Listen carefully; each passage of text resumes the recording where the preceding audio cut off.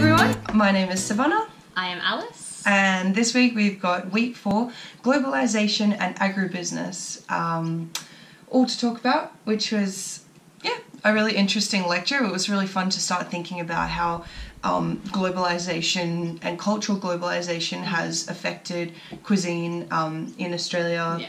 I guess particularly is what we were thinking about given our own context of being Australian.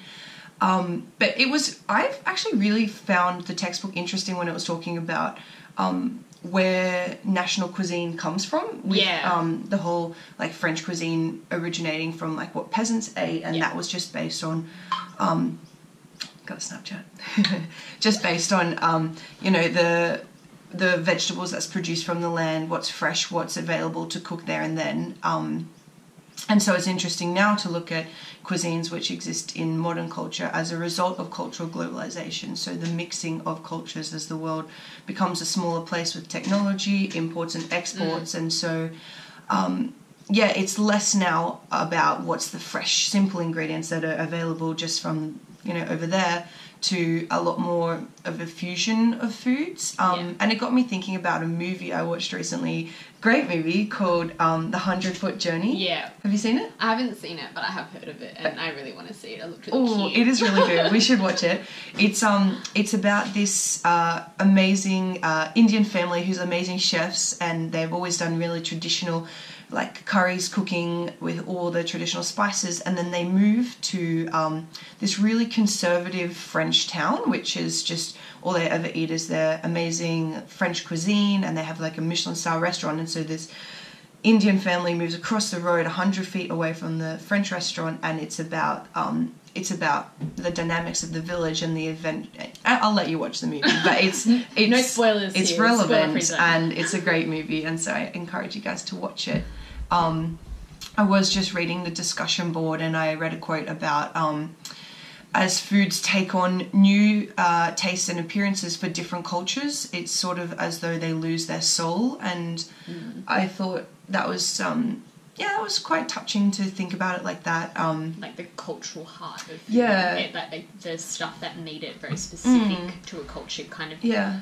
No, bastardized is the right word, but I guess in like Western cultures it becomes like westernized for like a specific like palate. Yeah. Like when you look at like Indian or Chinese or Mexican food, and it's like what we think of Chinese food is like, it's like that's white probably people not. Chinese food. Exactly. It's like almost losing the specialness of the food, and I think that is heavily tied in with industrialization as food is becoming this massive industry, and it's just, I don't know, food is such a commodity just for profit, and it's really losing its like cultural value, or social value even, like, or its function in society, like particularly Western society. I guess a lot of it, like there is that disconnect, I guess particularly in Australia for I guess like people more of like European, specifically like I guess like English backgrounds. Like I've got family who are like first fleeters, and I'm just like, I don't know what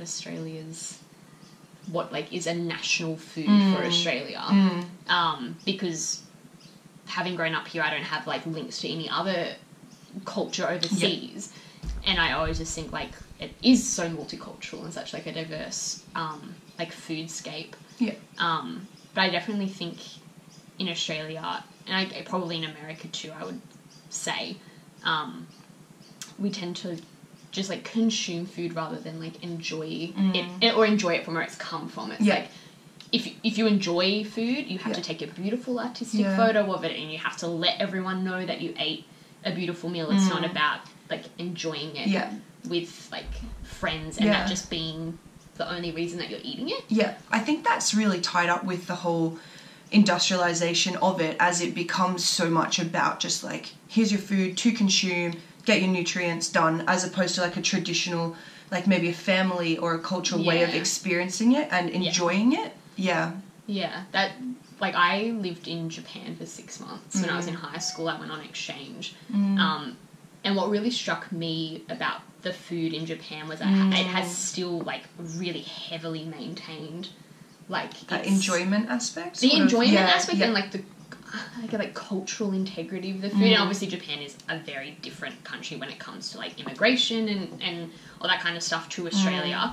But Japan has placed a lot of emphasis on like maintaining culture and traditional foods. Yeah.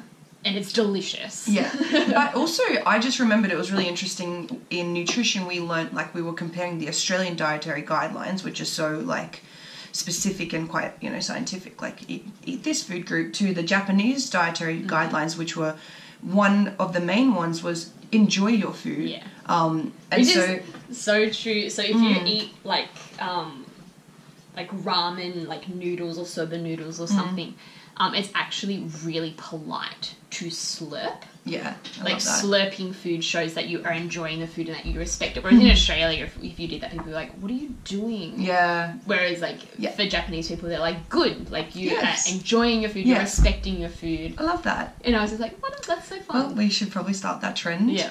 But yeah, this is just made me think of an article that's really stuck with me a lot lately is it was talking about the importance of cooking at home. It was a conversation article written again by Claire Collins. Legend. And I'll link it below. But it was just interesting to read that, like, the cooking at home, cooking your own meal, it's not just like, there's so many benefits more than we realize. And I think it's really becoming a lost art with the industrialization of food.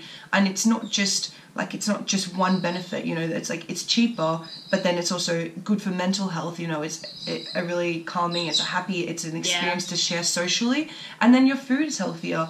And that is definitely true. When I cook for myself, what I cook is a lot healthier than anything that I will buy. Yeah. So a great brainstorm this week has been to really think about all these factors that influence how we consume food now in our society and the foods that exist. I think that's a wrap for this week. Yeah, hope you enjoyed. Yeah. See you next week.